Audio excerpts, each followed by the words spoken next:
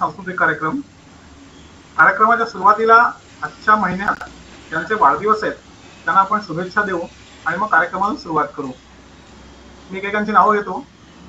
3 September Sarang Sudhir, 7 September Dhananjay, 13 September Pradeep Sadashiv, 13 September Vidyadhar Kashinath, 14 September Vaidehi Devdatt, 15 September Manisha Manohar, 17 September Bhaskar Moreshwar, 19 September Janhavi Siddharth, 24 September Parag Athavale, 27 September Yashasvi Suyog Sudhir Kashinath, Vishnu Kush Vishnu, 28 September Vinayak आणि तुषार मनोहर.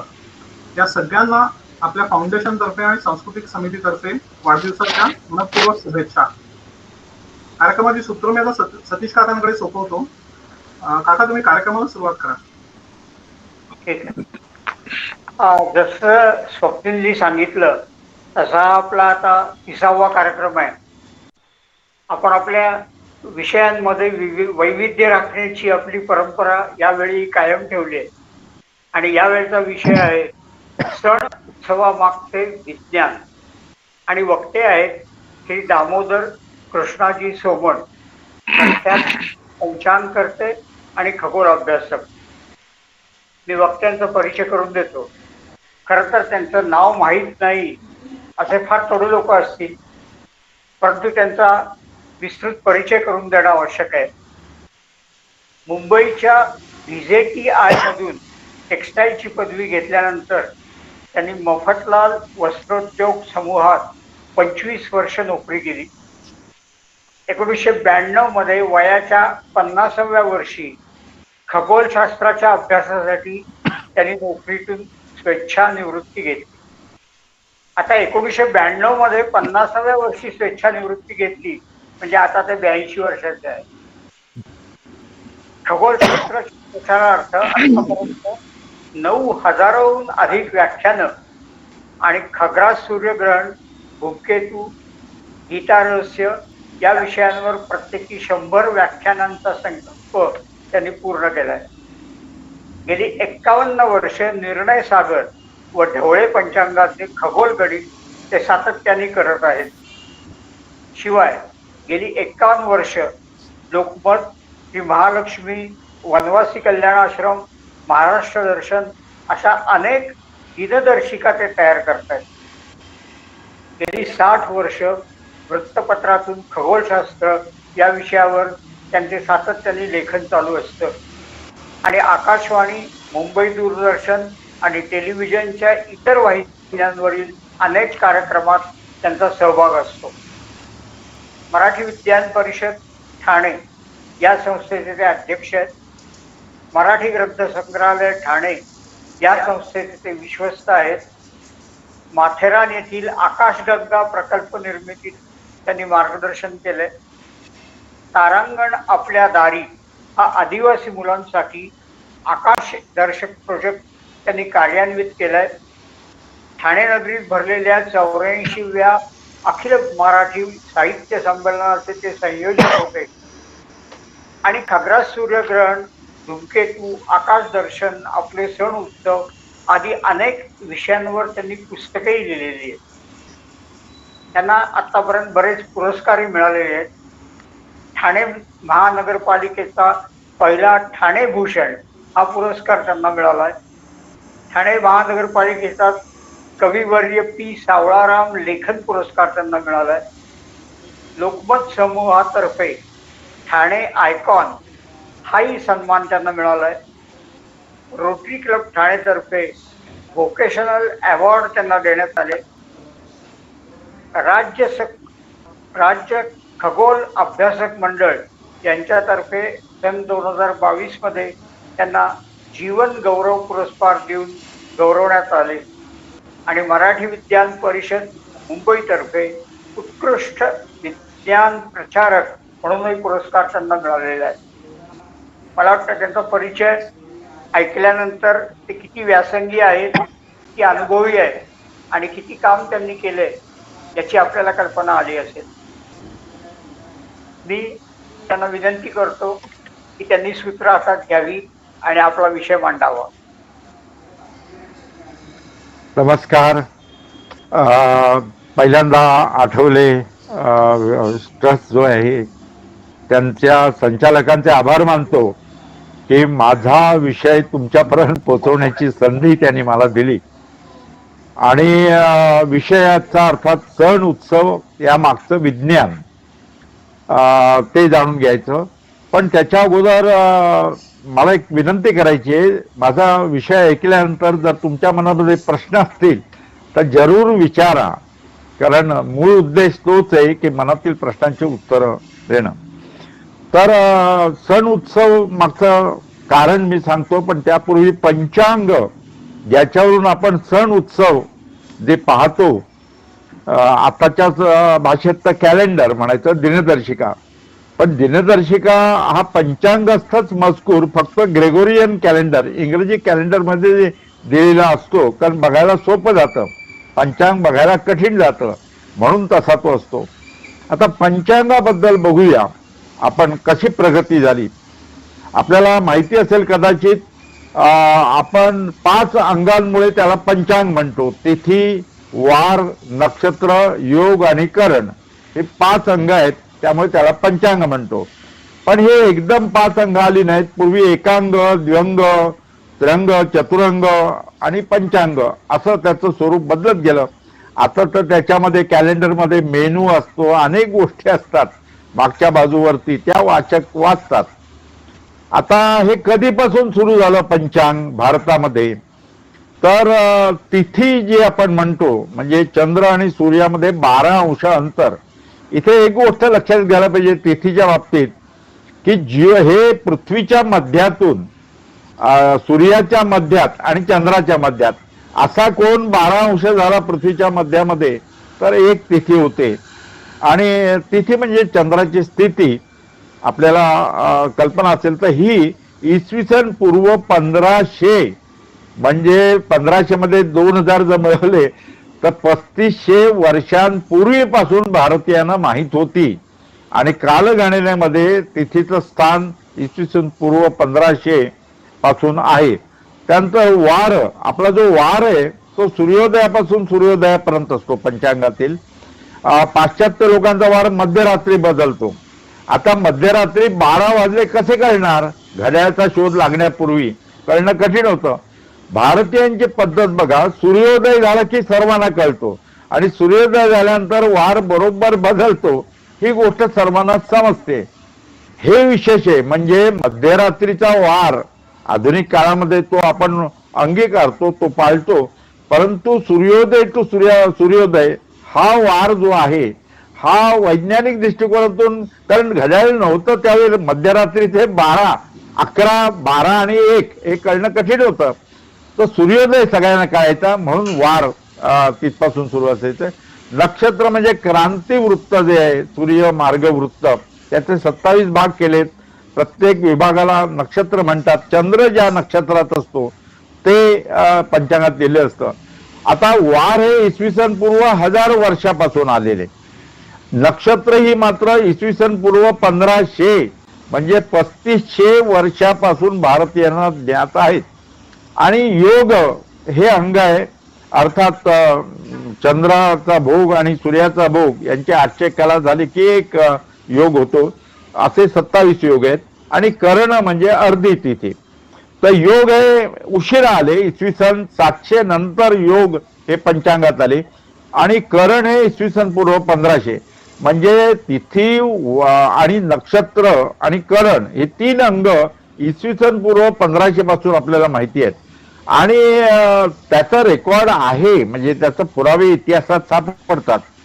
आता हे पंचांग ज्याच्यावरून गणित करतात, ग्रहणाचं गणित, ग्रहांचं गणित, त्याला कर्ण ग्रंथ म्हणतात. कर्ण ग्रंथ म्हणजे गणिताचा ग्रंथ. मला इथे मुद्दाम सांगायचं आहे, पंचांग म्हणजे फलज्योतिष नव्हे, पंचांग म्हणजे भविष्य नव्हे, पंचांग म्हणजे खगोल शास्त्राचं गणित. खगोल गणित म्हणजे पंचांग. कालमानानुसार कालचक्र काय आहे, काल म्हणजे परिस्थिती कशी आहे या विश्वामध्ये, त्याचं ज्ञान, कालज्ञान म्हणजे पंचांग. आणि ते खगोल गणित आहे, भविष्य नव्हे. पण सामान्य माणसाचा असं झालं पंचांग म्हटलं की भविष्य, असाच एक गैरसमज झालेला आहे. तर तो मला वाटतं अगोदर समजावून सांगायला पाहिजे.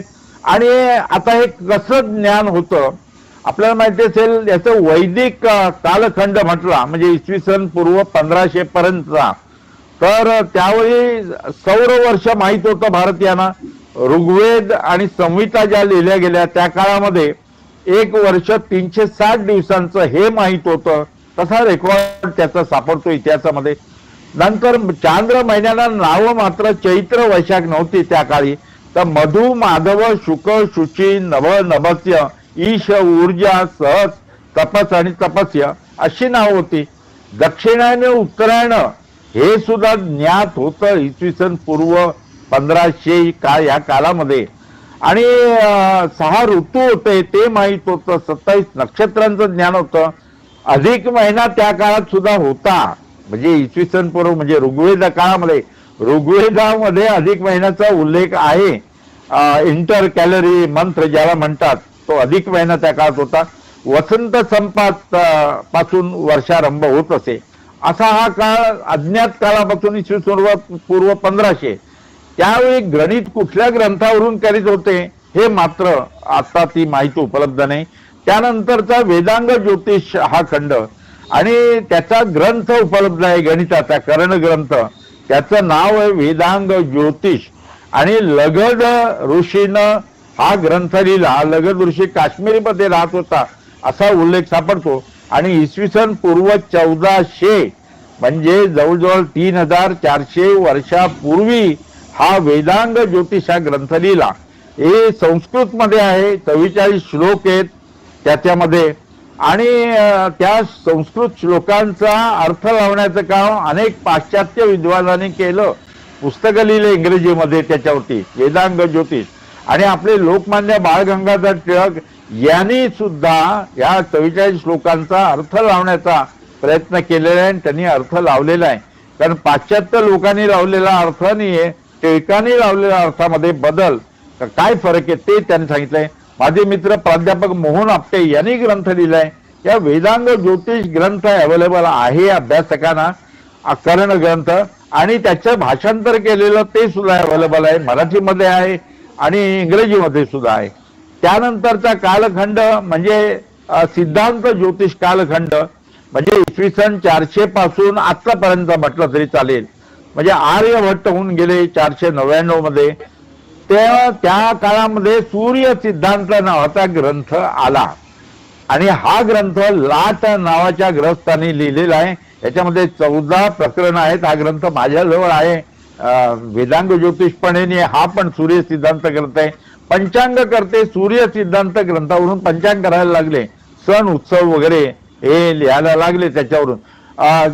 ग्रहांचे उदयास्त ग्रहण म्हणजे विचार करा 14 प्रकरण 500 श्लोक आहेत संस्कृतमध्ये हा कर्ण ग्रंथामध्ये सूर्य सिद्धांत.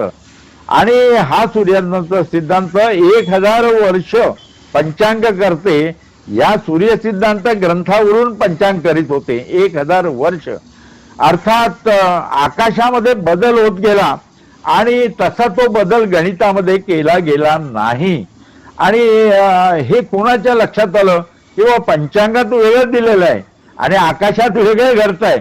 म्हणजे कर्ण ग्रंथावरून सूर्य सिद्धांतून गेलेलं गणित आणि आकाश याचा मेळ जुळत नाही हे लक्षात आलं. आपल्याला माहिती असेल मुरुड जंजिऱ्याच्या जवळ नांदगाव म्हणून गाव आहे, तिथे केशव दैवज्ञ होऊन गेले.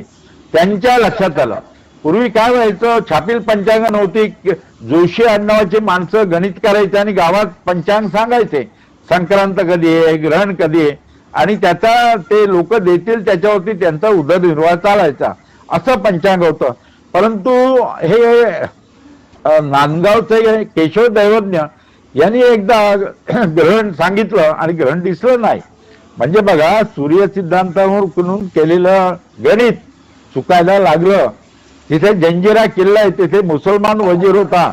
त्याला मुसलमानी धर्मामध्ये आपल्याला माहिती असेल नवीन चंद्र दिसला अमावस्येनंतर तर पहिल्या किंवा दुसऱ्या दिवशी चंद्र दिसतो, त्याच्यानंतर 1 तारीख त्यांची असते. तर तारीख चुकली होती आणि तो केशव दैवज्ञांना बोलला ते तिथे सिद्धिविनायक मंदिर आहे नांदगावला, तर तिथे ते पुजारी होते आणि त्यांच्या मनाला लागलं, त्यांच्या स्वप्नामध्ये गणपती आला, अशी कथा आहे दंतकथा. आणि गणपती नाही तर मी तुझ्या पोटी जन्म घेईन. त्यांना मुलगा झाला, त्याचं नाव गणेश ठेवलं. गणेश दैवज्ञ हा लहानपणापासून गणितात हुशार होता. त्यांनी सूर्यसिद्धांताचा अभ्यास केला, आकाश पाहिलं आणि फरक काय आहे हे जाणलं आणि त्या गणितावरचे संस्कार केले. कारण या विश्वामध्ये गतीमध्ये फरक पडतो हे त्यावेळी माहीत नव्हतं आणि त्यामुळे हा फरक पडायला लागला. आणि सूर्य सिद्धांत ग्रंथातील चुका त्यांनी शोधून काढल्या आणि ग्रंथ लिहिला. त्याचं नाव ग्रह लाघव. हा ग्रंथ सुद्धा अभ्यासकांना अवेलेबल आहे. त्याचं मराठीत सुद्धा भाषांतर झालेलं आहे, पण हा संस्कृत मध्ये ग्रंथ आहे ग्रह लाघव. आणि हा नांदगाव जवळ मुरुड जंजिऱ्याच्या जवळ नांदगाव म्हणून गाव आहे, तिचा गणेश दैवज्ञांनी तो लिहिला. यांनी 14 ग्रंथ लिहिलेले आहेत, त्यापैकी 5-6च उपलब्ध आहेत भारतामध्ये. बाकीचे मी लंडनला गेलो, तिथे हस्तलिखित मिळाली.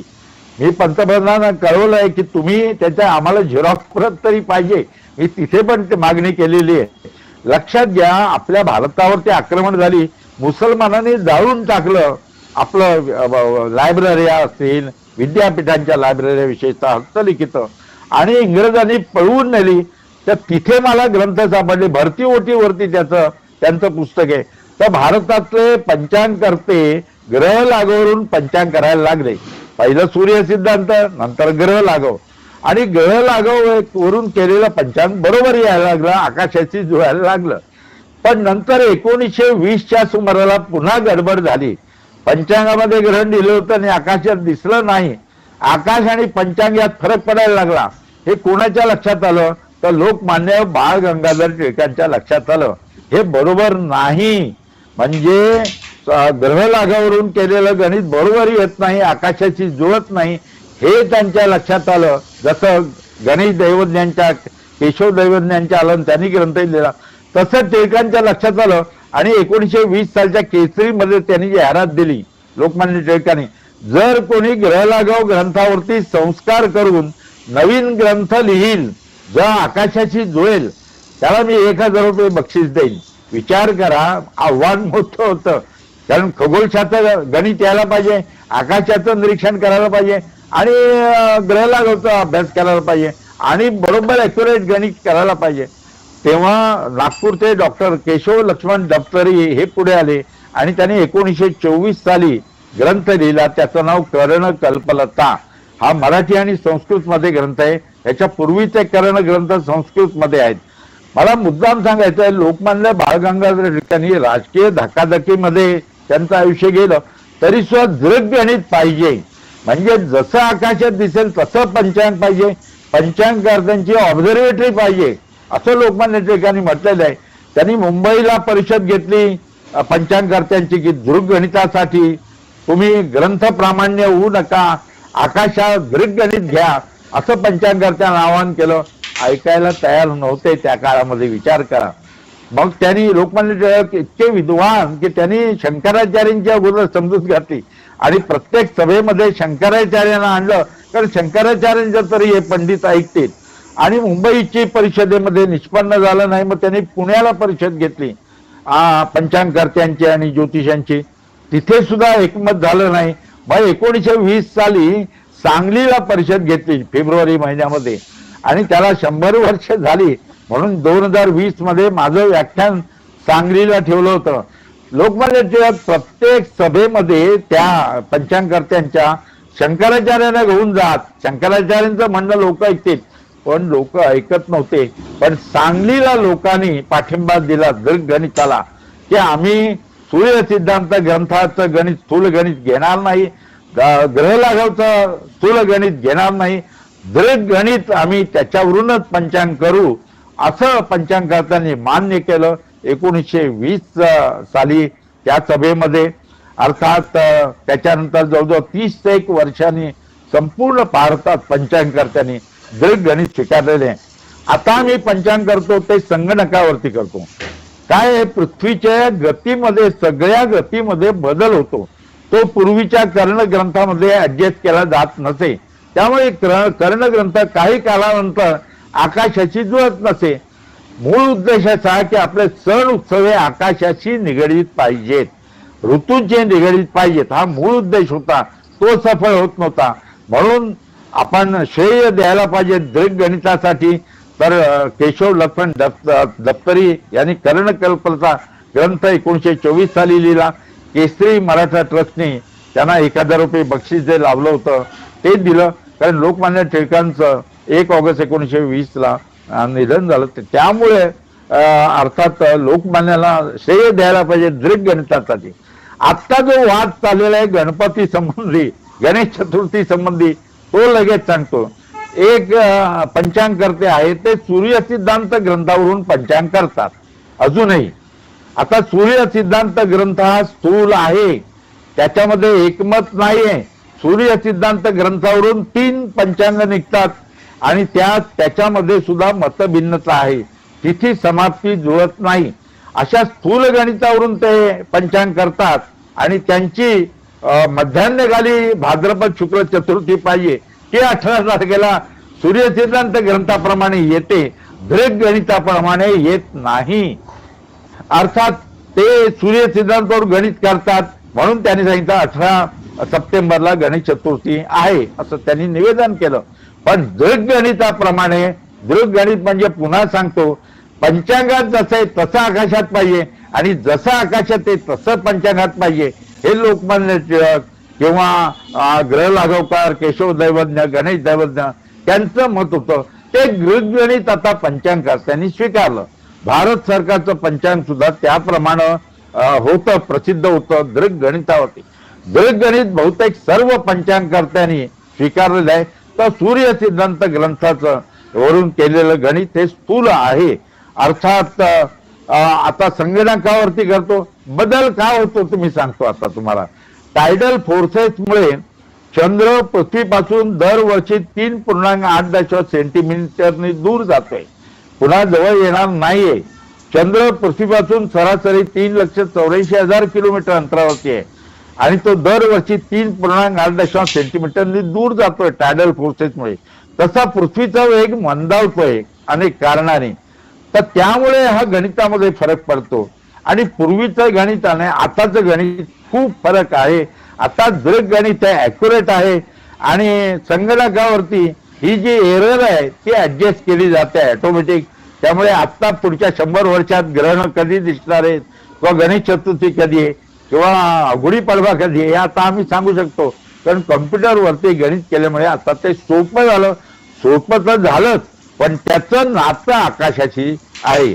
आणि पहिलं छापील पंचांग हे 16 मार्च 1841, 16 मार्च 1841 या तारखेला, या दिवशी गणपत कृष्णाजी पाटील यांनी शिळा प्रेसवर छापलं. 16 मार्च 1841 लक्षात ठेवा. आणि त्याचं गणित रखमाजी देवजी मुळे नावाच्या ग्रस्ताने केलं होतं. आता आम्ही पंचांग करतोय दृक गणितावरती करतो. दाते, साळगावकर, राजंदेकर, रुईकर, लाटकर आणि मी, आम्ही हे पंचांग करते. जर मतभिन्नता असली एखाद्या, कारण काय झालं ग्रंथावरून हे सण उत्सव ठरवतो, मतभिन्नता असली तर चर्चा करतो. पण याच वेळी सूर्य सिद्धांत स्थूल गणितावरून गणेश चतुर्थी वेगळी आहे असं त्यांनी सांगितलं. आम्ही लोकांना निवेदन करून सांगितलंय की मध्यान्हकाळी चतुर्थी ही दृक गणिताप्रमाणे मंगळवारी 19 सप्टेंबरलाच येते. त्यामुळे गणेश चतुर्थी मंगळवार 19 सप्टेंबरला साजरी करायची आहे. ओके, आता हे पंचांग म्हणजे फलज्योतिष नव्हे, पंचांग म्हणजे कुंडली नव्हे, पंचांग म्हणजे खगोल गणित, एवढं आपल्या लक्षात आलं. आता सण उत्सव हे काय आहेत? प्राचीन काळी विचार करा, सर्वात महत्वाची गोष्ट काय, तर सर्वात महत्वाची गोष्ट म्हणजे माणसाचं आरोग्य. आरोग्य कुठलं?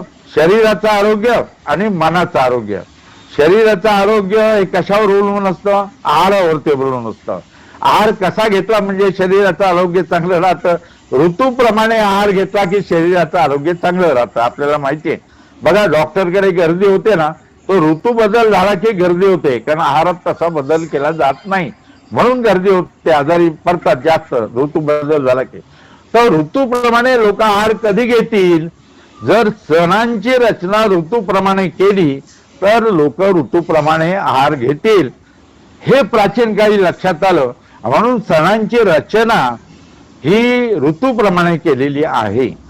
म्हणजे बघा, श्रावण महिना ज्याच्यात उपवास सांगितलेला आहे हा पावसाळ्यातच येतो.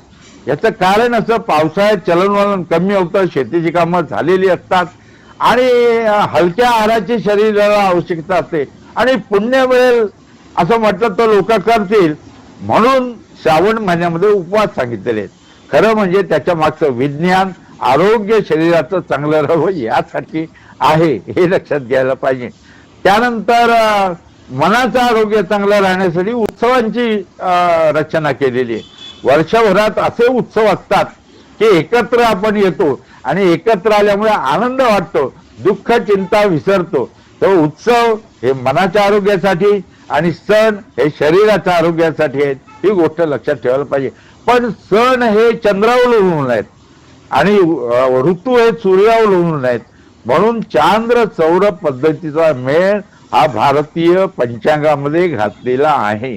1-2 महिन्यापूर्वी फ्रान्समधील 2 माणसं माझ्याकडे शिकायला आली, समजून घ्यायला आली की पंचांग कसं तयार करतात. लक्षात घ्या, फक्त सौर पद्धतीवर आधारलेली कालगणना काही देशात आहे, काही देशांमध्ये चंद्रावरती आधारलेली आहे. आता उदाहरण द्यायचं तर मुसलमानी धर्मामध्ये त्यांचा जो उपवासाचा महिना आहे तो सर्व ऋतूमध्ये येतो, पण आपला श्रावण महिना हा पावसाळ्यातच येतो. का तर मगाच मी तुम्हाला सांगितलं की श्रावणात पावसाळा असतो, शेतीचे कामं झालेली असतात, भूक कमी लागते, हलका आहार घ्यायला पाहिजे, हा मूळ उद्देश. म्हणून पावसाळ्यामध्ये श्रावण महिना येतो, म्हणून उपवास करायला सांगितलेले आहेत. आता थंडीमध्ये भूक जास्त लागते, तेल तुपाची शरीराला आवश्यकता असते, म्हणून थंडीमध्ये दिवाळी येते. मकर संक्रांती तिळाच्या तेलाची आवश्यकता असते शरीराला थंडीमध्ये, म्हणून संक्रांती थंडीमध्ये. हे ऋतूंची ही सांगड घातलेली आहे आणि शेती प्रधान देश असल्यामुळे शेतीवरती ह्या सगळ्या गोष्टी सणांच्या अवलंबून ठेवलेल्या आहेत. तर लक्षात घ्या, सणांची रचना जी केली आहे चांद्र सौर पद्धतीवरती केलेली आहे. आता ह्याच्यासाठी नियम सोपा बनवला आहे. मीन राशीत सूर्य असताना ज्या चांद्र महिन्याचा प्रारंभ होईल त्याला चैत्र म्हणायचं. मेष राशीत सूर्य असताना ज्या चांद्र महिन्याचा प्रारंभ होईल त्याला वैशाख म्हणायचं. अशा रीतीनं महिन्यांची नावं दिलेली आहेत. पण कधी कधी एका राशीत सूर्य असताना 2 चांद्र महिन्याचा प्रारंभ होतो, तेव्हा पहिला तो अधिक महिना आणि दुसरा तो निज महिना, अशी सांगड घातली जाते. त्यामुळे ठराविक ऋतूमध्ये ठराविक सण यायला ऍडजस्ट केले जातात. दुसऱ्या भाषेत सांगायचं, सोप्या भाषेत, तर एका सौर वर्षामध्ये आपल्याला माहिती आहे 365 तिथी होतात आणि एका चंद्र वर्षामध्ये त्याच्या एका सौर वर्षात 350 11 तिथींचा फरक पडतो. सौर वर्ष आणि चांद्र वर्ष 350 आणि 365. तर 11 तिथींचा फरक आला की 11-11-11 असे 3 वर्ष झाली की अधिक महिना येत असतो. तेव्हा लक्षात घ्या, चांद्र सौर पद्धतीचा मेळ घालण्यासाठी अधिक महिना येतो. अधिक महिना ऋग्वेद काळात सुद्धा येत होता आणि अधिक महिन्याची कथा या असतात की त्याला मलमास म्हणून म्हणायला लागले. आता तो विष्णूकडे गेला, विष्णूने कृष्णाकडे पाठवलं आणि कृष्णाने सांगितलं माझं नाव तुला देतो पुरुषोत्तम, म्हणून त्याला पुरुषोत्तम मास म्हणतात. मग अपूप म्हणजे अनर्से, हे ऋग्वेदात वचन आहे. अपूप हा शब्द आहे. अपूप हा विष्णूला म्हणजे कृष्णाला नैवेद्य दाखवा, अर्पण करायचा, अशी त्याच्या मागची भूमिका आहे. आणि मग जावयाला का देतात अधिक महिन्यात, तर जावया विष्णू समान असतो. आपल्याला माहिती आपली कन्या लक्ष्मी आणि विष्णू, म्हणून विष्णू समान जावई असतो, म्हणून जावयाला देण्याचे प्रथा पडले. अनरसे 11-11-11 33 तिथी झाल्या की अधिक महिना येतो. तेव्हा या वर्षीच अधिक महिना श्रावण आलेला आहे. त्यामुळे बघा, पावसाळा ऍडजस्ट केला जाईल. गणपतीमध्ये पाऊस कमी होईल गणेश चतुर्थीच्या सुमारामध्ये. तेव्हा आता आपण गणपतीपासूनच सुरुवात करूया. प्रत्येक महिन्यामध्ये महत्वाचे सण घेऊया, कारण आपल्याला खरं म्हणजे 4 व्याख्यानामधून हे सांगायला पाहिजे, पण एका व्याख्यानामध्ये ही सगळी माहिती द्यायची आहे म्हणून मी सांगतो. तर आपल्याला लक्षात आलं की चांद्र सौर पद्धतीवरती आपलं पंचांग आधारलेलं आहे. कॅलेंडर आधारलेलं आहे आणि दृढ गणितावरती आधारलेलं आहे. जसं आकाशात आहे तसं पंचांगात आहे. आता मी मधु माधव महिन्याची नावं सांगितली, त्याला चैत्र वैशाख असं म्हणायला लागले. इथे सुद्धा खगोलाची निगडीत आहे बघा. चैत्र महिन्यामध्ये चित्रा नक्षत्र रात्रीच्या सुरुवातीला पूर्वेला उगवतं आणि रात्रभर आकाशात दर्शन होऊन पहाटे पश्चिमेला मावळतं. वैशाख महिन्यामध्ये विशाखा, ज्येष्ठ महिन्यामध्ये ज्येष्ठा, आषाढ महिन्यामध्ये पूर्वाषाढा, श्रावण महिन्यामध्ये श्रवण, भाद्रपद महिन्यामध्ये पूर्वा भाद्रपदा, अश्विन महिन्यामध्ये अश्विनी. म्हणजे महिन्याच्या नावावरून नक्षत्राचं नाव असेल ना ते लक्षात घ्या. ती पाठ केली 27 नक्षत्रांची नावं आणि 12 चांद्र महिन्याचे, तर आपल्याला कळेल की कुठलं नक्षत्र रात्रीच्या सुरुवातीला पूर्वेला उगवतं आणि रात्रभर आकाशात दर्शन देतं. तसं त्या महिन्याच्या पौर्णिमेला चंद्र त्या नक्षत्रात असतो. म्हणजे चैत्र पौर्णिमेला चंद्र चित्रा नक्षत्रात असतो, वैशाख पौर्णिमेला वैशाखा नक्षत्रात असतो. असं जानेवारी फेब्रुवारीचं नाहीये. तुमच्याकडे फेब्रुवारीत पाहुणा आला आणि त्याने विचारलं नक्षत्र कुठलं दिसेल, सांगता येणार नाही महिन्याच्या नावावरून. पण भारतीय महिन्यांची नाव आहे चांद्र महिन्याची. समजा मार्गशीर्ष महिन्यामध्ये तुमच्याकडे पाहुणा आला दुपारी आणि विचारलं की कुठलं नक्षत्र रात्रीच्या सुरुवातीला दिसेल, तुम्ही बेधडक सांगा मार्गशीर्ष ना, मृग नक्षत्र ओरायन हे पूर्वेला दिसेल रात्रीच्या सुरुवातीला आणि रात्रभर आकाशात दर्शन देईल. आणि मार्गशीर्ष पौर्णिमेला म्हणजे दत्त जयंतीला चंद्र हा मृग नक्षत्रात असेल असं सुद्धा सांगू शकता. लक्षात घ्या, आकाशाशी निगडीत असलं हे आपलं वेळापत्रक सण उत्सवांचं आहे, ऋतूप्रमाणे आधारित आहे. चला आता आपण यावेळी गणपती जवळ आलेला आहे. 19 सप्टेंबरला गणपती का करायचा, कारण मध्यान्हकाळी आपल्याला इथे मध्यान्हकाळी भाद्रपद शुक्ल चतुर्थी असेल त्या दिवशी गणेश चतुर्थी साजरी करावी असं सांगितलेलं आहे. आता बघा किती विज्ञान याच्या मागे आहे. भाद्रपद महिन्यामध्ये शेतामध्ये धान्य तयार होत असतं, तयार झालेलं नसतं, तयार होत असतं. तर त्यामुळे पृथ्वीविषयी कृतज्ञता व्यक्त करण्यासाठी ही पार्थिव गणेश पूजन सांगितलेलं आहे. बघा किती विज्ञान आहे ह्याच्यामध्ये. पृथ्वीची पूजा कशी करायची, मग पृथ्वीची गणपतीची मूर्ती तयार करायची मातीची. खरं म्हणजे शेतावर जायचं, तिथेच माती घ्यायची, तिथेच मूर्ती तयार करायची आणि तिथेच पूजून लगेच विसर्जन करायचे. अजूनही दक्षिण भारतामध्ये गणेश चतुर्थीच्या दिवशी मूर्तीचं विसर्जन करतात. ही गोष्ट लक्षात घ्या. आता आपल्याला मूर्ती करता येत आहे म्हणून घरी आणतो मातीची मूर्ती, मग पाहुणे मंडळी येत असतात, उत्सव साजरा होत असतो म्हणून मग 1.5 दिवस 5 दिवस जसे आपली प्रथा असते तसे आपण ठेवतो. आणि शेवटचा दिवस अनंत चतुर्दशी. का अनंत चतुर्दशी, तर नंतर पितृपक्ष येतो म्हणून अनंत चतुर्दशी. खरं अनंत चतुर्दशी आणि गणपतीच्या काही संबंध नाहीये, पण तो शेवटचा दिवस. कारण पौर्णिमेच्या दिवशी कधी कधी महालयारंभ होतो पितृपक्षामध्ये. हा पितरांचं स्मरण करण्यासाठी हे दिवस राखलेले आहेत. त्याच्या अगोदर गणपतीच्या मूर्तीचं विसर्जन करतो. आता ही गोष्ट लक्षात घ्या, शेतामध्ये धान्य तयार होत असतं म्हणून पृथ्वीची पूजा आहे, म्हणून पार्थिव गणेश पूजन सांगितलेलं आहे. मूर्ती मातीचीच पाहिजे, मूर्ती लहान पाहिजे पण भक्ती मोठी पाहिजे. आता इथे गणपती तर पूजा का करायची असा प्रश्न पुढची पिढी विचारते. मला मुद्दाम सांगायचं आहे, ईश्वर म्हणजे काय आपण प्रथम 1 मिनिटात समजून घेऊया. ईश्वर म्हणजे चैतन्य. सोप्या भाषेत सांगायचं म्हणजे मुंगी चालते, आपण चिरडली तर काय निघून गेलं, चैतन्य. म्हणजे जिवंत माणूस वजा डेड माणूस इक्वल टू चैतन्य, म्हणजे त्याला आत्मा म्हणतो आपण. हे चैतन्य चराचरात आहे, तोच ईश्वर आहे. अगदी प्राचीन काळी पृथ्वी या तेजवायू आणि आकाशी पंचमहाशक्ती ही देव ईश्वर समजले जायचं आणि त्यांची पूजा करायची. ते पूजा करताना अर्पण करायचं यज्ञामध्ये. म्हणजे अग्नी हा कुरिअर बॉय होता त्या काळचा. अग्नीत अर्पण केलं की ते त्या पंचमहाशक्तीपर्यंत जातं, मग त्यांच्यापासून आपल्याला उपद्रव होत नाही अशी कल्पना त्या काळामध्ये होती.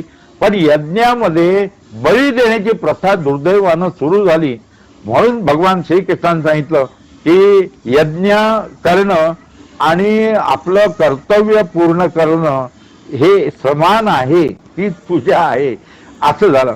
पूजा ही त्या काळात नव्हती. आपण जे गंध फूल अक्षता ही प्राचीन काळी नव्हती, ही नंतर आपल्या संस्कृतीमध्ये आलेली आहे. लक्षात घ्या, हिंदू हा शब्द कुठेही नाही, भगवद्गीतेमध्ये नाही किंवा हिंदू हा वेदांमध्ये पण नाही. सनातन वैदिक धर्म, आता सध्या सनातन शब्दाबद्दल कीच चालू आहे, अनेक लेख तुम्ही वाचले असतील, पण सनातन वैदिक धर्माच्या एका वाक्यात शिकवण ही आहे की माणसानं माणसाची माणसासारखं वागायचं, ही शिकवण आहे आणि तीच महत्वाची आहे. पण आजकाल काय झालंय, धार्मिक हा एक इगो प्रॉब्लेम निर्माण झालेला आहे. खरं म्हणजे पृथ्वीवर माणूस ज्यावेळी निर्माण झाला त्यावेळी माणसानं माणसाची माणसासारखं वागावं, हीच शिकवण आपल्या संपूर्ण ग्रंथामध्ये दिलेली आहे. तेव्हा गणपती बद्दल आपण बोलतोय. मंगळवार 19 सप्टेंबरला गणेश चतुर्थी आहे. मंगळवारी अंगारक योग म्हटलेला आहे. ह्याच्यापूर्वी इसवी सन 2002 मध्ये मंगळवारी गणेश चतुर्थी आली होती आणि याच्यानंतर इसवी सन 2026 मध्ये नंतर 29 मध्ये पुन्हा मंगळवारी गणेश चतुर्थी येणार आहे. अर्थात अंगारक योग असं त्याला म्हणतात. प्रत्येक देवाचा वार ठरलेल्या मंगळवार गणपतीचा, म्हणून त्याचं म्हटलं जातं अंगारकी चतुर्थी, संकष्टी चतुर्थी, तिला अंगारकी चतुर्थी म्हणतात. अर्थात गणपती बद्दल जे गैरसमज आहेत, पूजा का करतो ते मला सांगायचं आहे. ही जेव्हा सर्वांना निर्गुण निराकार जे चैतन्य आहे त्याची उपासना करता येणार नाही, म्हणून सगुण आणि साकार म्हणजे मूर्ती डोळ्यासमोर ठेवून पूजा करायची, त्याची आराधना करायची. मूळ उद्देश काय आहे तो समजून घ्यायला पाहिजे. त्याच्या मागचं विज्ञान, ज्याची आपण पूजा करायची त्याचे गुण आपल्या अंगी यायला पाहिजेत, यासाठी पूजा करायची असते. पूजा आपण गणपती का करायची? 14 विद्या 64 कलांचा अधिपती. आयुष्यात एक तरी विद्या यायला पाहिजे, एक तरी कला यायला पाहिजे. दरवर्षी एक जरी कला आपण शिकलो तरी आपलं आयुष्य हे आनंदी सुखी होऊ शकेल. जीवनाचा तोच अर्थ आहे, आपल्या आयुष्यामध्ये आनंद निर्माण करायचा आणि जास्तीत जास्त लोकांच्या जीवनामध्ये आनंद निर्माण करायचा, हाच मूळ उद्देश आहे जीवनाचा. अर्थात गणपतीचे गुण, गणनायक, लिडरशिप डेव्हलपमेंट शिकायचे असेल तर गणपतीचा अभ्यास करायला पाहिजे. प्राचीन ग्रंथ माहितीचं उपलब्ध आहे. गणपतीचा आणखी एक महत्वाचा गुण आपल्याला माहिती आहे सर्वांना, तो म्हणजे बुद्धिदाता. आता विचार करा, बुद्धी प्रगल्भ आपल्याला करता येते, पण उपासना गणपतीची का करायची? तर गणपतीसारखं बुद्धिवान व्हायला पाहिजे आपण. आधुनिक काळामध्ये अनेक बुद्धी वृद्धी करण्यासाठी अनेक टीचर्स उपलब्ध आहेत, गुगल सारखी सुद्धा उपलब्ध आहेत. तर बुद्धिदाता, सुखकर्ता, बघा दुसऱ्याच्या आयुष्यात सुख निर्माण करता यायला पाहिजे, आपण स्वतः सुखी व्हायचं आणि इतरांच्या आयुष्यात सुख निर्माण, हे गणपतीपासून शिकलं पाहिजे. तुम्ही 1.5 दिवस पूजा करा, 5 दिवस करा, 10 दिवस करा, हे महत्वाचं नाही. तुम्ही मूर्ती किती मोठी आणता हे सुद्धा महत्वाचं नाही.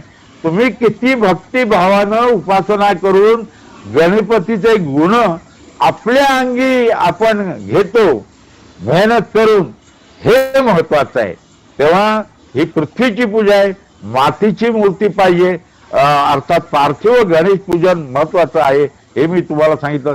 आता इथे आपल्याकडे गैरसमज किती तरी आहेत. समजा माझ्याकडे 5 दिवस गणपतीची मूर्तीची पूजा करत होतो, तर आता मला 1.5 दिवस आणायचं आहे. समजा आणू शकता, असं कुठल्याही ग्रंथात लिहिलेलं नाही की किती दिवस ठेवावं. खरं म्हणजे त्याच दिवशी विसर्जन करायला पाहिजे, परंतु आपण उत्सव मूर्ती आणतो, ती ठेवतो, उत्सव असतो, एक प्रकारचा आनंद असतो म्हणून. पण मूळ हेतू कधी दिवस बदलला तरी चालेल, फक्त आपल्या मित्रांना कळवायला पाहिजे. आणखी महत्वाची गोष्ट इथे आहे की उजव्या सोंडेचा गणपती कडक असतो, अशी जी समजूत आहे ती चुकीची आहे. सोंड कुठे ठेवायची हा गणपतीचा प्रश्न आहे, आपला नाही. आता सोंड डावीकडे का असते? नीट निरीक्षण करा गणपतीचं, की डाव्या हातात मोदक असतो, उजवा हात आशीर्वाद देतो, म्हणून सोंड डावीकडे असते. अर्थात कडक देव नसतो, कुठलाही देव कडक नसतो. देव हा सौम्य असतो. कृपाळू असतो, क्षमाशील, क्षमा करणारा असतो. आपल्यातून चूक झाली तर घाबरायचं कारण नाही, निर्भय व्हायला पाहिजे आयुष्यामध्ये.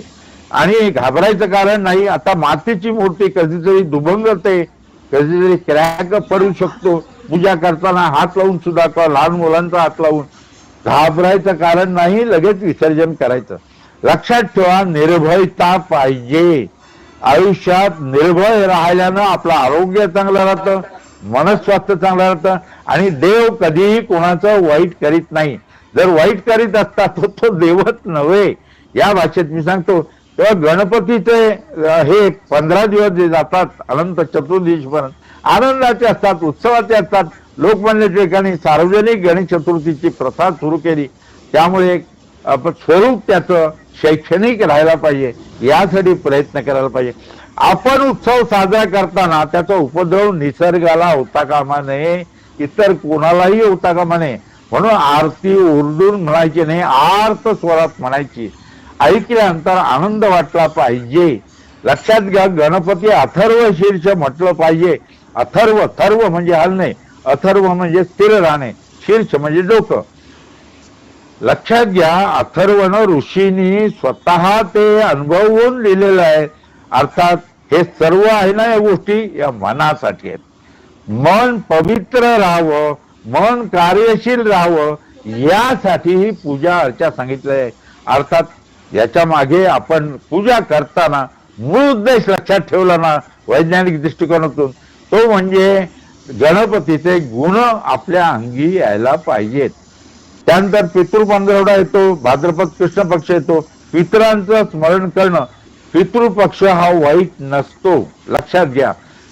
जर आपण पितर जिवंत असताना त्रास देत असेल तर घाबरावं लागेल, पण 99.9% लोक त्रास देत नाहीत, त्यामुळे घाबरायचं कारण नाही.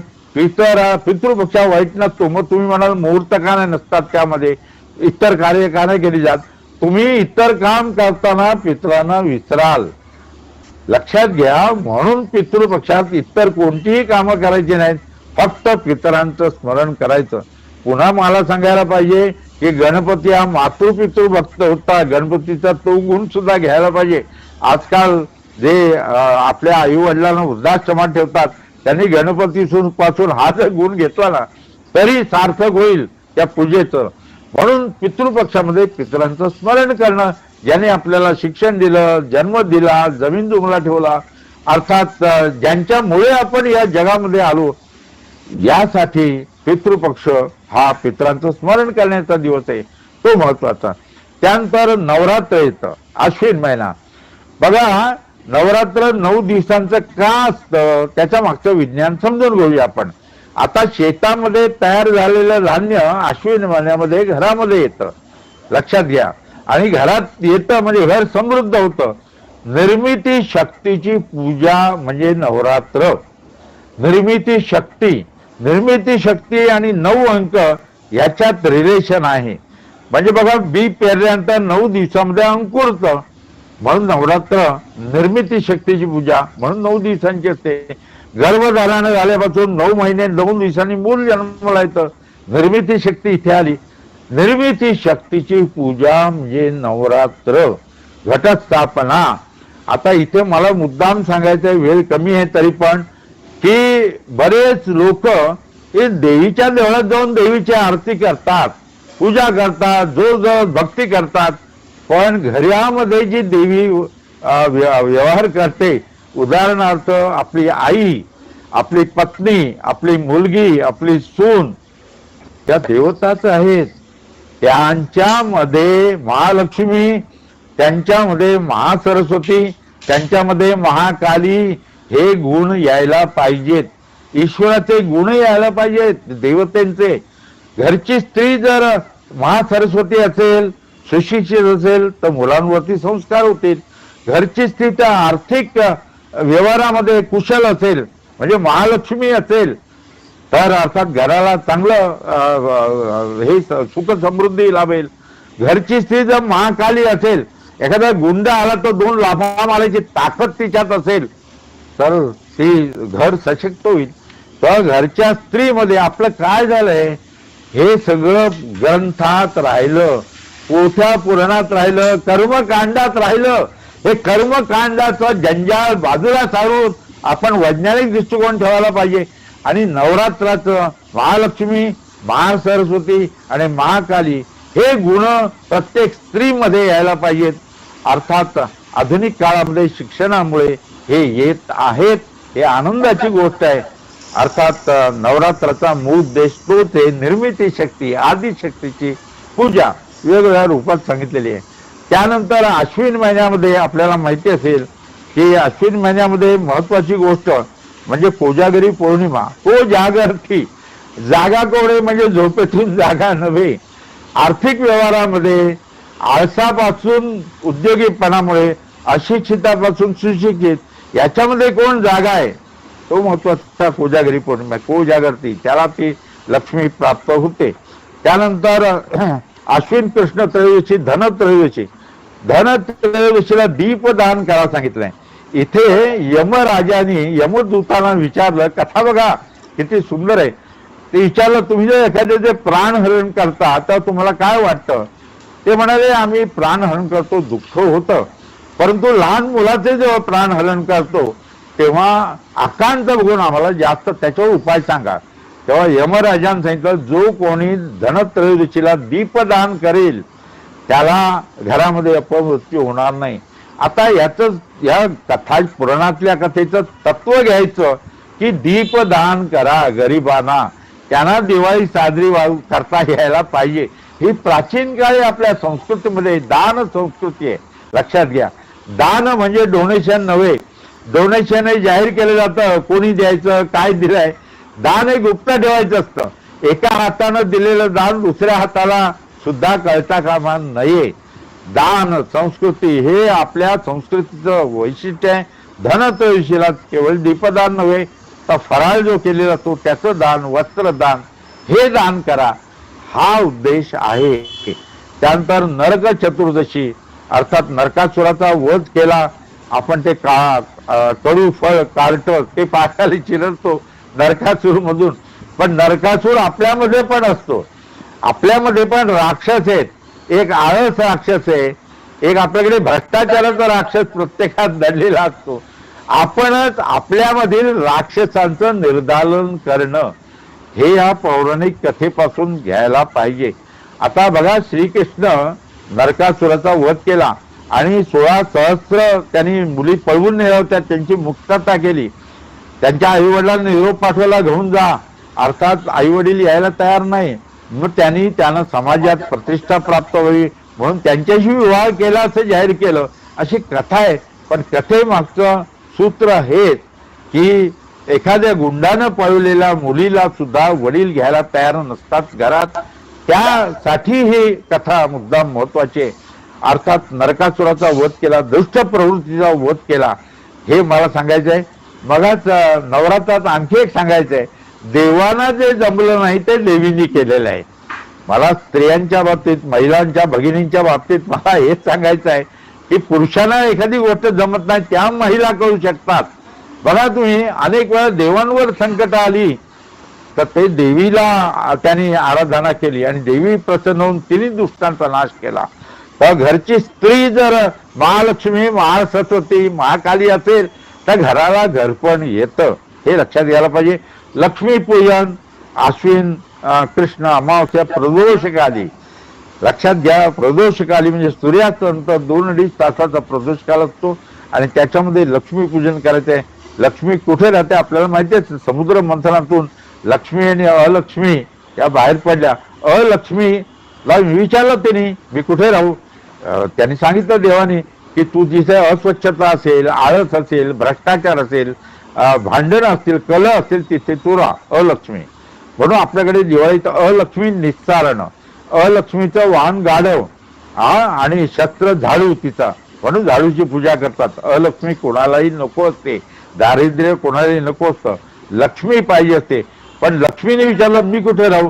तेव्हा त्यांनी सांगितलं देवाने, जिथे स्वच्छता आहे, जिथे प्रामाणिकपणा आहे, जिथे मेहनत आहे, जिथे कष्ट आहे, तिथे तू राहा. लक्षात घ्या, त्याच्या मागचे गुण, परिस्थिती ही आपल्या घरात आपण ठेवली तर लक्ष्मी म्हणजे पैसा नव्हे, सन्मार्गानं मिळालेला पैसा आणि सन्मार्गासाठी खर्च होणारा पैसा त्याला लक्ष्मी म्हणतात. श्रीमंती म्हणजे लक्ष्मी नव्हे, हे समजून घ्यायला पाहिजे. अलक्ष्मी निस्तारानं अजूनही खेडेगावामध्ये शेणाची अलक्ष्मी करून गावाच्या बाहेर विसर्जन करीत असतात. का त्यानंतर कार्तिक महिन्यात तो बलिप्रतिपदा, अर्थात आपल्याला ती कथा माहिती आहे, पण विक्रम संवताचा पहिला दिवस. त्यानंतर भाऊबीज येते. आपल्याकडे रक्षाबंधन आणि भाऊबीज, मला मुद्दाम सांगायचंय, भाऊ बहिणींचं नातं तुम्ही आठवा सर्वांनी. आपलं लहानपणचं भाऊबीजेचा सण म्हणजे बहीण ती परकरामध्ये असते, भाऊ टोपी घालून, लहान भाऊ पाठावर बसतो, वडील त्याला देतात भाऊबीज, आई हिची ओवाळणीची तयारी करते आणि ओवाळलं जातं. काय आनंद असतो कुटुंबामध्ये. मग ती बहीण भाऊ मोठी होतात, मग लग्न होऊन बहीण सासरी जाते. मग सासरी पहिल्या दिवशी जेव्हा भाऊ येतो, अगदी भाऊबीजेला किती वाट बघते. आता सासर माहेरचं एवढं अंतर मोबाईल फोनमुळे कमी झालेलं आहे, पण प्राचीन काळी हे जास्त अंतर होतं. तेव्हा साहजिकच पहिल्या भाऊबीजेला भाऊ येतोय त्याची वाट बघते आणि तो भाऊबीजेचा सण हा अतिशय उत्साहानं आनंदानं साजरा होतो. त्यानंतर बहिणीला मुलं होतात, मग मामा येणार म्हणून मुलं वाट बघायला लागतात. वर्षानुवर्ष जात असतात, दोघेही वृद्ध होतात. मग शेवटी दादा तू येशील ना पुढच्या वर्षी. मग वृद्ध भाऊ येतो, बहीण म्हणते आता मला ताकद नाही राहिलेली आहे ओवाळण्याची, देवाजवळ तबक ठेवलंय तिथेच ओवाळणी घाल. मग भाऊ तिथेच ओवाळणी घालतो आणि जाताना निरोप घेताना भाऊ अर्थात जेवू शकत नाही, कारण वृद्धापकाळामध्ये त्याला अनेक आजार पछाडीत असतात, त्याच्या सोबत करत असतात. जाताना तो म्हणतो ताई पुढच्या वर्षी. ती विचारते दादा पुढच्या वर्षी येशील ना भाऊजीला. तो सांगतो ताई नक्की येईन, तू जिथे असशील तिथे. दोघांनाही वाटत असतं की पुढच्या भाऊजीला आपण असू की नाही. हा कौटुंबिक आनंदाचा बहीण भाऊ नात्याचा सण. जसा बलिप्रतिपदेला पत्नी पतीला ओवाळते, तसा भाऊबीजेला बहीण भावाला ओवाळते. जबरदस्त हा भारतीय संस्कृतीचा अतिशय महत्वाचा सण आहे. त्रिपुरी पौर्णिमाला शंकराची अर्थात कार्तिक पौर्णिमा, त्यानंतर मार्गशीर्ष महिना येतो, दत्त जयंती असते आणि ब्रह्मा विष्णू महेश तीन तोंडाचा माणूस नव्हता, देव नव्हता. ब्रह्मा विष्णू आणि महेश या तीन शक्ती एकामध्ये साठवलेल्या होत्या. त्यानंतर आपण पौष महिना घेऊया. पौष महिन्यामध्ये मकर संक्रांती. मकर संक्रांती 14 जानेवारीला येते हे खरं नाहीये, लक्षात घ्या. आपल्याला माहिती आहे एकदा मकर राशीत आल्यापासून पुन्हा मकर राशीत सूर्य येईपर्यंत 365 दिवस 6 तास 9 मिनिटं 10 सेकंद लागतात. दर 400 वर्षांनी 3 दिवस संक्रांतीचा दिवस पुढे जातो. इसवी सन 200 मध्ये 22 डिसेंबरला मकर संक्रांत येत होती. 1899 पर्यंत ती 13 जानेवारीला होती. 1972 पर्यंत 14 जानेवारीला येत होती आणि 2085 पर्यंत ती कधी 14ला येईल कधी 15ला येईल. 2100 सन 2100 पासून मकर संक्रांती 16 जानेवारीला येणार आहे. मी गणित केलं आणि इसवी सन 32 ते 46 मध्ये मकर संक्रांती 1 फेब्रुवारीला येणार आहे. तिळाचं महत्व सांगायला नको.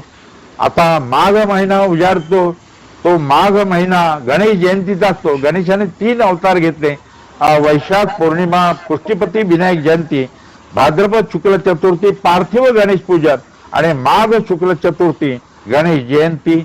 अर्थात 14 विद्या 64 कलांचा हा अधिपती. त्यानंतर वसंत पंचमी सण येतो, त्यानंतर रथसप्तमी आणि माघ महिन्यामध्ये महाशिवरात्र भगवान शंकराचं. त्यानंतर फाल्गुन महिना येतो, हा होळी पौर्णिमेचा, पर्गेशन ऑफ माइंड. आता इथे बघा वृक्ष तोडून जायला सांगितलेलं नाही. हा थंडीमध्ये सण येतो फाल्गुन महिन्यामध्ये होळीचा सण. पानगळ होते आणि प्राचीन काळी झाडाची पानं पडली की ती स्वच्छ केली जायची नाही, रोगराई यायची. म्हणून ती रोगराई येते, गुंडा राक्षसीन येते, मुलांना त्रास देते वगैरे कथा आहेत त्याच्यावरती. परंतु मग तो पालापाचवा एकत्र करून जाळायची प्रथा पडली आणि मग होळीची पद्धत सुरू झाली. वर्षातील अखेरचा महिना फाल्गुन, पर्गेशन ऑफ माइंड असं आहे. आणि तो फाल्गुन महिना रंगपंचमी म्हणजे रंगांची उधळण. जसा दिव्याचा उत्सव आनंदाचा, तसा रंगपंचमीचा सण. मला माहिती आहे घड्याळाचा काटा पुढे पुढे जातो आहे. मला वाटतं घाईमध्ये फास्ट ट्रेन मध्ये बसल्यासारखं अर्थात 6 महिने मी घेतलेत, पुढचे 6 महिने कधीतरी पुढच्या भागामध्ये आपण भेटूया. काही प्रश्न असतील याविषयी तर तुम्हाला विचारायला मी 1-5-10 मिनिटं काही वेळ असतील, संचालक जसा देतील तसं विचारायला हरकत नाही. तेव्हा धन्यवाद आठवले परिवाराचे. काही प्रश्न असतील तर विचारायला हरकत नाही. पुढच्या महिन्यातले असले तरी चालतील विचारायला हरकत नाही.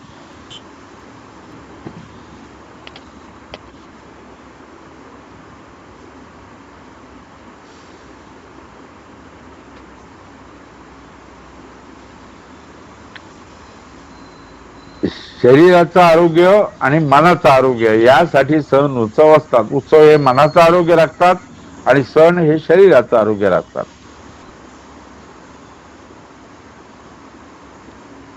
काही प्रश्न विचारा, हरकत नाही कुठलाही. माझ्या बुद्धिमत्तेपणे प्रमाणे मी 51 वर्ष पंचांग होतो त्याप्रमाणे हरकत नाही विचारायला, चुकला तरी चालेल. नमस्कार. हा मी सतीश आठवले. हा आपण सांगितलं हे म्हणजे इतकी उपयुक्त माहिती आहे. हा पण वर्षानुवर्ष म्हणजे आपण आहोत की आमची ही पिढी आहे, त्याच्या मागची पिढी, त्याच्या मागची पिढी, जे काय संस्कार आपल्यावरती पूजा किंवा सण साजरे करण्याच्या बाबतीत काही ठराविक गोष्टी केल्याच पाहिजे, हे केलंच पाहिजे, असं केलंच पाहिजे असं जे सांगत होते आणि पुढच्या पिढीला मग ते पटेन असं झालं की असं केलंच पाहिजे, असं कशासाठी, ही सांगड कशी घालायची. म्हणजे आता तुम्ही जसं सांगितलं की मग हा सण याच्या म्हणजे याच्या पाठीमागचं विज्ञान हे असं आहे. पण हे विज्ञान माहिती असून सुद्धा मागच्या पिढीने आपल्याला काय सांगितलंय की अधिक महिन्यात जावयाचं पूजन करून त्याला 33 द्यायलाच पाहिजे, काहीतरी वस्तू त्याला द्यायलाच पाहिजे. ते नाही केलं तर मनाला चुटपुट लागून देते. म्हणजे आपण जे मनाचं आरोग्य आपण जे म्हणतो करण्यामध्ये मनाचं आरोग्य असलं पाहिजे, की मनाला चुटपुट लागण्याची जी मग ती सवय लागून जाते. कारण आपल्या पूर्वजांनी आपल्या पितरांनी आपल्याला हे काहीतरी सांगून ठेवलेलं आहे आणि आपण हे आता नवीन पिढीला ज्यांना साधारणपणे भक्ती किंवा देव हे करणं आजकाल त्यांना असं पटत नाही, त्यांना आपण हे सांगू शकत नाही. आणि आपल्यावरती झालेले संस्कार मात्र आपल्याला मनातल्या मनात ते चुटपुट लावून जातात की अरे आपण हे केलं नाही, ते केलं नाही. चांगला प्रश्न. तू डावीकडून आरती करतो की उजवीकडून आरती करतो, असं या सगळ्या गोष्टींमध्ये माणसाला कन्फ्युजन होऊन जातं. ज्या मनाच्या शांतीसाठी पण आपण करत असतो ती मनाची शांतीच बिघडून जाते. खरंय.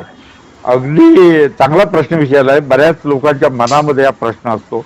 पहिली गोष्ट म्हणजे आताची नवीन, आमच्या काळात माझं वय 82, मला आठवतं मी वडिलांना प्रश्न विचारायचा लहानपणी शक्यच नव्हतं, म्हणजे घाबरत होतो प्रश्न विचारायला वडिलांना. आताची मुलं विचारतात, ठीक आहे. मग गणपती का पूजा करायची, मग 1.5 दिवस का, मग आई सांगते आपल्याला 1.5 दिवसात दिलेली बुद्धी पुरते, बाकीच्यानं 5 दिवस असतात ती गोष्ट शिकायला. तो भाग वेगळा.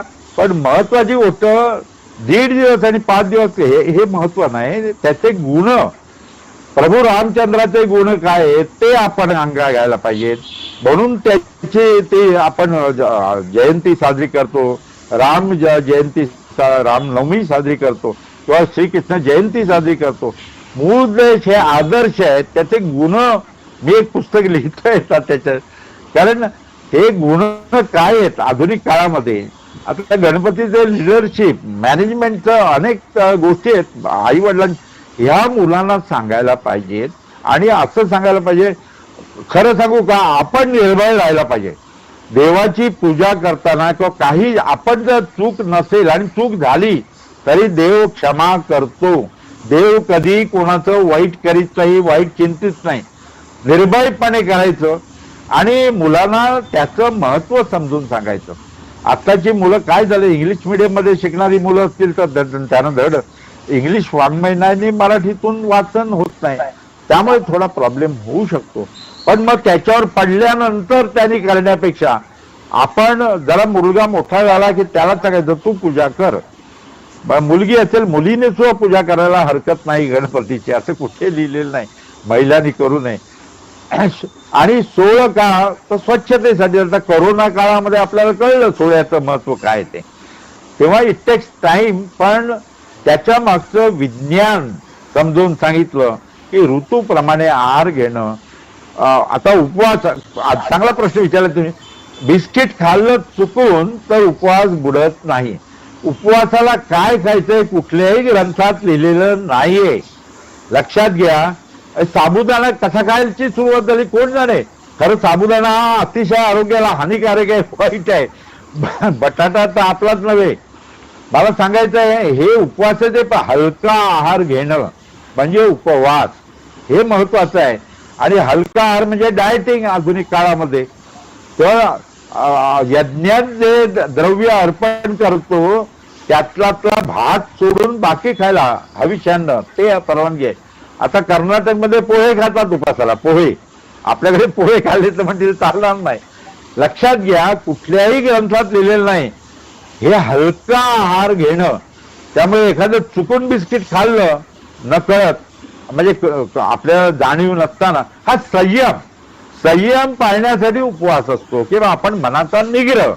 एखादी गोष्ट प्रवासात पाणी नाही मिळालं तरी आपल्याला राहता आलं पाहिजे, खायला नाही मिळालं तरी राहता आलं पाहिजे.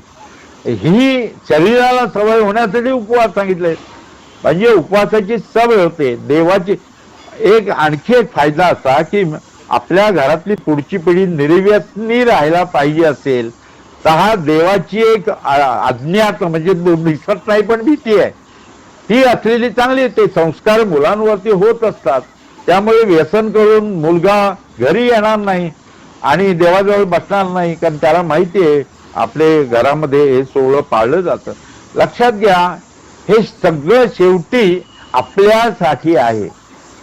त्यामुळे आपण आपला उद्धार करण्यासाठी जीवनाचं एकच तत्वज्ञान आहे की आपल्या आयुष्यात आनंदाचे क्षण निर्माण करणं आणि इतरांच्या जास्तीत जास्त लोकांच्या जीवनामध्ये आनंद निर्माण करणं हा उद्देश आहे. तेव्हा इट टेक्स टाइम. पण आताची मुलं खूप हुशार आहेत, त्यांना लगेच समजतं. आई वडिलांना कधी कधी कळत नाही पण मुलाला बरोबर कळतं. तेव्हा त्यांनी थोडक्या शब्दात जरी त्याला समजावून सांगितलं ना तरी ते विज्ञानावर त्यांचे अधिक श्रद्धा आहे, या इतर गोष्टींवरती नाहीये. त्यामुळे चमत्कार नावाची वस्तूच नाही. चमत्कारामागचं विज्ञान समजलं पाहिजे, मग तो चमत्कार राहत नाही. पण देवाचे गुण आपल्या अंगी यायला पाहिजे. गणपतीचे गुण काय लिहून काढ, मुलाला सांगायचं. लहान मुलगा असेल तो लिहून काढेल गणपतीचे गुण कशावर. चांगलं आहे. आपण कर्मकांडामध्ये जास्त अडकल्यामुळे तुम्ही बरोबर अगदी शब्द. आज दुर्दैव आहे आपण पोथी पुराणात राहिलो, कर्मकांडात राहिलो. म्हणजे असं आणि सगळे घाबरवतात. लक्षात घ्या. म्हणजे देवळाचा पुजारी घाबरवतो, लक्षात ठेवा. ते डॉक्टर आपल्याला घाबरवतो, वकील आपल्याला घाबरवतो, हे प्रोफेशनल सुद्धा आपल्याला घाबरवून पैसे काढायचा प्रयत्न करतात. लक्षात घ्या निर्भयता यायला पाहिजे. आणि जास्तीत जास्त आयुष्य जे काही आयुष्य मिळतं ते आपल्या हातात. आता माणसाचं आयुष्य 120 वर्षाचं होणार आहे. आपल्याला माहिती असेल की 120 वर्ष आयुष्य माणसाचं होणार आहे. इकिगाई तुम्ही पुस्तक वाचा. जपानमध्ये ओगिमी नावाचं गाव आहे आणि हेक्टर गार्सिया आणि फ्रान्सिस मिलोरी यांनी इकिगाई नावाचं पुस्तक लिहिलं आहे. मी मुद्दाम हे पंचांग प्रसिद्ध करतो, जाणव पंचांग. त्याच्यामध्ये 10 पॉईंट सांगितले. त्यांनी लिहिलंय सतत कामात राहा. 100 वर्षाच्या जास्त आयुष्य मिळेल ते माणसं गावात आहेत आणि आनंदी आणि सुखी आहेत, ते विशेष आहे. सतत कामात राहा, समाजकार्य करा, निर्भय हा हे महत्वाचं आहे. आणि 100% पोट भरेल जेवायचं नाही, 80% जेवायचं. पोट भरेल एवढं. चांगल्या मित्रांची संगत ठेवा. कोणताही व्यायाम करा पण तो नियमित करा. फुलझाडं लावा, हास्य विनोद करा, नंतर निसर्ग भ्रमण करा. आता खगोलशास्त्राचा छंद या 82व्या वर्षी सुद्धा माझी ऊर्जा टिकवून ठेवतो, हे निर्भयता प्राप्त करून देतो. इतरांनाही मदत केली तर धन्यवाद द्यायला विसरू नका. नेहमी वर्तमान काळ जगा. आपण काय करतो, भविष्यकाळाचा विचार करतो आणि चिंता वाटते. भूतकाळाचा विचार केला तर दुःखद घटना आठवतात आणि असतो वर्तमान काळामध्ये. मग वर्तमान काळात ऍक्सिडेंट होतो, चुका होतात. वर्तमान काळात राहा आणि प्रत्येकाला जे दिलेलं आहे त्याचा विकास करा. खरं सांगतो मी, आयुष्य आनंदानं जगण्यासाठी आहे. त्यासाठी आता आधुनिक व्रत म्हणजे मोबाईल पासून थोडं दूर राहा नेहमी, किंवा टीव्ही जास्त वेळ बघू नका. तर हे लोक त्या टीव्ही वरती इतकं बघत असतात ना, आयुष्यात कशासाठी जगतोय हेच बऱ्याच लोकांना माहिती नसतं. धन्यवाद धन्यवाद सर. हा, ओके. आणखी काही प्रश्न? सर मला एक प्रश्न विचारायचा होता. मी ठाण्याहून केदार आठवले बोलतोय. ऍक्च्युली तुमची इथे व्याख्या म्हणजे हे जर सगळं प्रसिद्ध होतच असतं, तर मला एक आपल्या आठवले यांच्या सगळ्यांना सांगायचं की अजून एक एखादं ऍस्ट्रॉलॉजिकल किंवा ह्याच्या रिलेटेड सरांचं जर एक व्याख्यान ठेवता आलं तर ते पण आपण ठेवूया. आणि अजून एक मला विचारायचं होतं की आपण जे वर्षफल किंवा हे जे वाचतो असतं ना पंचांगामध्ये, तर त्याच्यामध्ये साधारण एक पावसाचा अंदाज किंवा हे सगळं लिहिलेलं असतं, ते पण एक कॅल्क्युलेशन बेस्डच असतं का? म्हणजे तुम्ही ते पण कॅल्क्युलेशन मॅथमॅटिकल चंद्र नक्षत्रापासून सूर्य नक्षत्र मोजायचं आणि त्याला नवनी बघायचे, एक बाकी राहिली तर अमुक अमुक वाहन. हे प्राचीन ग्रंथ. त्यावेळी वेधशाळा नव्हत्या, ऑब्झर्वेटरी नव्हती, सॅटेलाइट्स नव्हते. अंदाज कसा, शेतकऱ्यांना कसं मार्गदर्शन व्हायचं.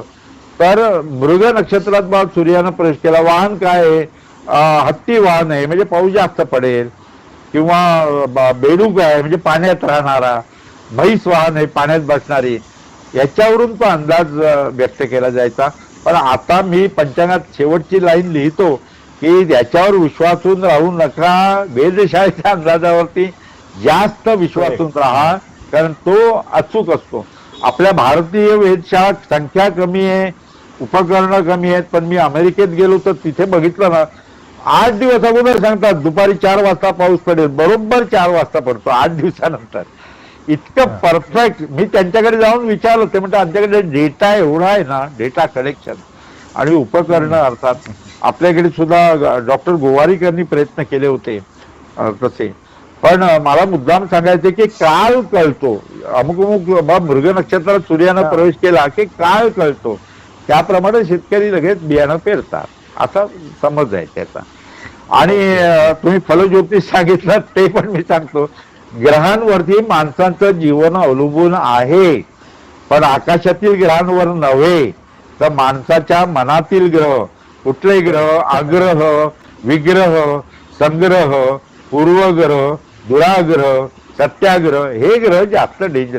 99.9% आपलं जीवन आपल्यावर अवलंबून असतं. आपल्या आई वडिलांवर सुद्धा नसतं, किंवा बायकोवर नसतं, पत्नीवरती, मुलांवर नसतं. तुम्ही आपलं जीवन सुधारू शकतो आपणच. हे मी स्वतः अनुभवून तुम्हाला सांगतोय. वयाच्या 82व्या वर्षी हे विशेष आहे. कारण छंद पाहिजे, कुठला तरी एक छंद पाहिजे. आता एस्ट्रॉनॉमी सारखा छंद मला जीवनात आनंद मिळवून देतो. दुर्बिणीतून दाखवताना आनंद होतोच, पण दाखवताना पाहताना आनंद होतो, पण दाखवताना जास्त होतो. आणि वैज्ञानिक दृष्टिकोन आयुष्यात ठेवायला पाहिजे. वैज्ञानिक दृष्टिकोन म्हणजे विज्ञान म्हणजे मोठं विज्ञान आहे. कार्यकारण हे का करायचं, तो गणपतीची पूजा का करायची, सोंड डावीकडे काय आहे, मग डावीचा मोदक आहे म्हणून सोंड डावीकडे आहे. दुर्वा का व्हायच्या, दुर्वा औषधी आहेत, वनस्पती औषधी आहेत, त्या गावात असाव्यात म्हणून. वटपौर्णिमेला वडाची पूजा का करावी, तर वटवृक्ष गावात असावा यासाठी.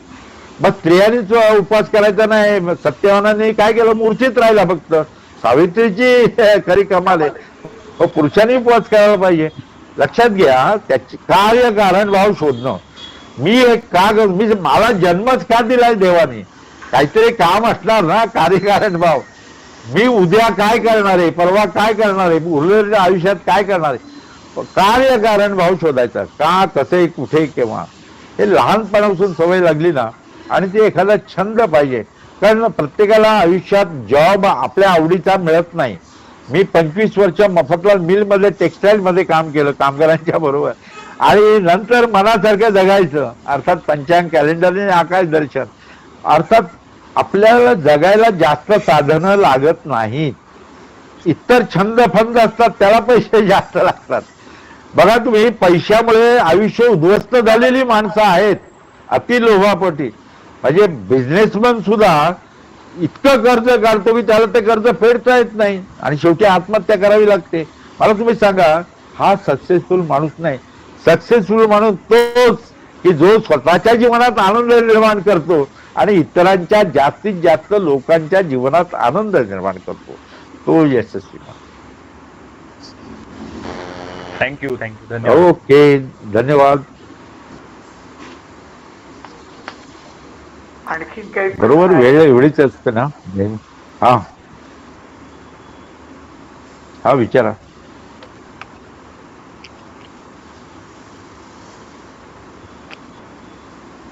आणखी कोणाला काही प्रश्न आहेत? नाही, प्रश्न नसले मला व्हॉट्सअप नंबर द्या, त्यांना नंतर नंबर देऊ का? नंबर 9819098255. कधीही विचारा, कारण तेच आहे का, माझं काम तेच आहे. आता चांद्रयान गेलं, सूर्ययान गेलं, त्याच्यावरती सुद्धा कितीतरी व्याख्यानं झाली, कारण लोकांना अधिक मास होता त्यावेळी.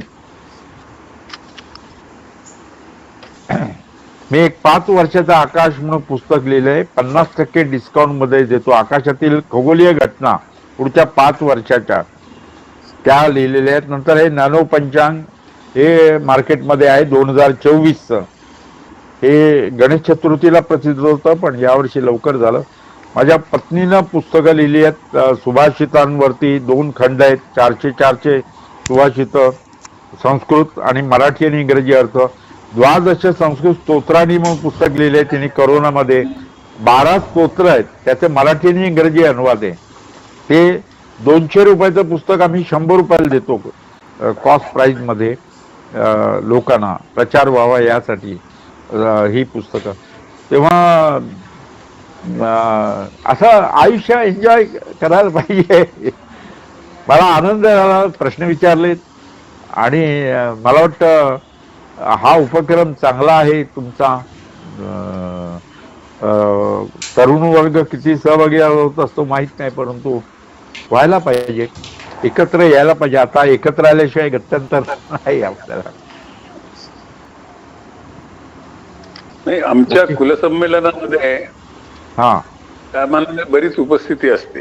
म्हणजे त्यावेळी एखाद्या वेळेस म्हणजे आता आम्ही डिस्कस करू, पण जर तशी हे आली तर आपलं जर का वेळ मिळू शकला त्यावेळेस, हा विषय जसा तुम्ही आज 5-25 लोकांसमोर जो सांगितला, 400 लोकांसमोर त्यावेळेस जाईल.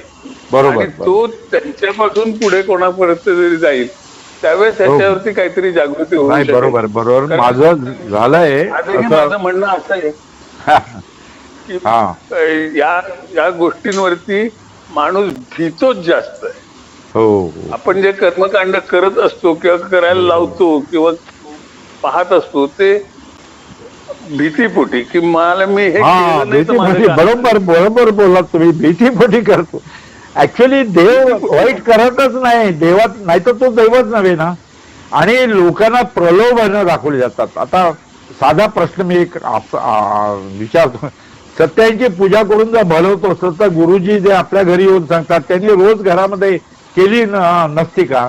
किंवा देवळात जो पुजारी आहे सिद्धिविनायकाच्या, तर त्याला संकट यायला नको, कारण रोज पूजा करतो तो सिद्धिविनायकाची. लक्षात घ्या, मूळ उद्देश पूजेचा तो नाहीच आहे, समजून घ्यायला पाहिजे. आणि ते महत्वाचं आहे. बघा तुम्ही प्रभात वेळेला गणपतीला गेलात ना, तो नारळ घेतल्यानंतर सांगतो पैसे नंतर द्या. साधी गोष्ट आहे, पैसे नंतर द्या म्हणतो. चपला काढा, पैसे नंतर द्या. आपण चपला काढतो आणि नारळ घेऊन जातो, तो नारळ आपला नसतो, देवापुढे गुरुजींच्या हातात देतो, देवाला ठेवा. आता दुसऱ्यानं दिलेली वस्तू आपण देवापुढे देतो. We are just working like postman. कसं पुण्य मिळेल नारळ ठेवल्याचं? लगेच पैसे द्यायला पाहिजे, पण त्या विक्रेत्याला माहिती आहे पैसे नंतर द्या म्हटलं की त्याला पुण्य मिळतं. रोज 100 नारळ देवाला पाहिजे. ते काय म्हणजे याला अंधश्रद्धा म्हणत नाही, मी गैरसमजुती म्हणतो, अज्ञान. उंदराच्या कानामध्ये प्रार्थना करतात. मी त्या ट्रस्टीना म्हटलं, अरे उंदरा कानात ऍट अ टाइम 2 माणसं एका उंदराच्या कानात गणपतीला सांगायची प्रार्थना. हे घाबरून आणि लालसेपोटी नवसाला देव पावत नाही. साधी गोष्ट आहे. नवसाला पावत असतं तर हॉस्पिटल कशाला पाहिजेत, नवस बोलून माणसाला बरं करता आलं तर. म्हणून लोकमान्य टिळकांनी गीता रस्त्यावरती मी 100 व्याख्यानं दिली ना, त्यावेळी लोकमान्य टिळकांनी हे सांगितलं होतं. लोकमान्य टिळकांना प्रश्न विचारला, तुम्ही आर्टिकल इन वेदास नंतर दुसरं पुस्तक ही सगळी इंग्रजीत लिहिली, मग गीता रहस्य मराठीत का लिहिलं? ते म्हणाले, आपणच कर्मयोग विसरलो आहोत. पाश्चात्य लोक कर्मयोगी आहेत म्हणून त्यांची प्रगती झाली. हे टिळकांनी सांगितलेलं आहे. तर अशा दृग्गणित पाहिजे, दृग्गणित जसा आकाशात आहे तसा पण जगात पाहिजे, ऑब्झर्वेटरी पाहिजे असं टिळकांनी म्हटलेलं आहे. पण आज सूर्य सिद्धांतावरून लगेच तो व्हॉट्सअपवरती हे करतो, 18 तारखेला करा. अरे, आणि दुर्दैवानं आपले धर्मगुरू आहेत ना, ते पण ग्रंथ प्रामाण्य करतात, आकाशात काही हो. म्हणून टिळकांनी शंकराचार्यानं घेऊन गेले होते प्रत्येक सभेला. हे मी सांगलीला सांगितलं 2020 साली कार्यक्रम झाला, 100 वर्ष झाली टिळकांच्या. तेथे मी सांगितलं कसं कसं झालं ते दृग्गणिताचं. Far it text time. मी अनेक कुलसंमेलनाला जातो व्याख्यानासाठी. आठवलेंच्या याला सुद्धा येईन मी, तो दिवस अगोदर कळला म्हणजे नो प्रॉब्लेम. ओके, धन्यवाद सर. हा, धन्यवाद. अच्छा, धन्यवाद सर, तुम्ही आमच्या विनंतीला मान देऊन आलात. हो, आभार. आमच्यासाठी वेळ काढला आमच्या विनंतीवर, त्याबद्दल तुम्हाला शतशः धन्यवाद. आणि तुमच्या एकूणच जीवनाकडे बघायचा जो सकारात्मक दृष्टिकोन आहे, सकारात्मक दृष्टिकोन असाच मी म्हणेन. कारण तुम्ही विज्ञाननिष्ठ तर आहातच, पंचांगकर्ते असूनही ज्या कर्मकांड आहे किंवा अनिष्ट प्रथा आहे, भीतीपोटी हा शब्द योग्य आहे. हो, भीतीपोटी. बऱ्याचशा गोष्टी माणूस हा परमेश्वराला घाबरूनच करतो. तर त्याच्याबद्दल तुम्ही गेले तासभर छान, अतिशय छान. दुर्दैवाने या वेळात सगळे सण झाले नाहीत. हो, नाही करू. हा, पण शक्य झालं तर परत कधीतरी आम्ही तुम्हाला बोलू. तुम्ही यावं तशी अपेक्षा आहे. आज आलात आणि आम्हाला अतिशय छान, अतिशय सुंदर विवेचन केलं, त्याबद्दल धन्यवाद आठवले परिवारातर्फे. ओके, अच्छा, नमस्कार. स्वप्नील, आपण कन्क्लूड करूया. काही सांगायचं? हो, नाही, माझ्याकडनं काही नाही. कन्क्लूड करूया काका. सुमन सर, धन्यवाद. ओके, ऑफ करू. हो, शुभरात्री. ओके.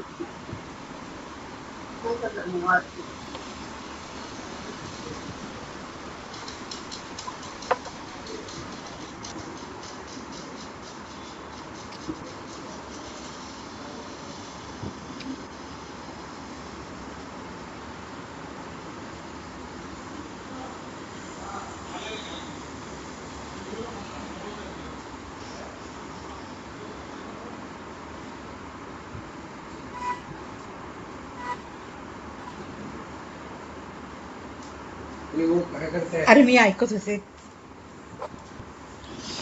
त्या आजोबाच लेफ्ट नाही होऊ शकत आहेत.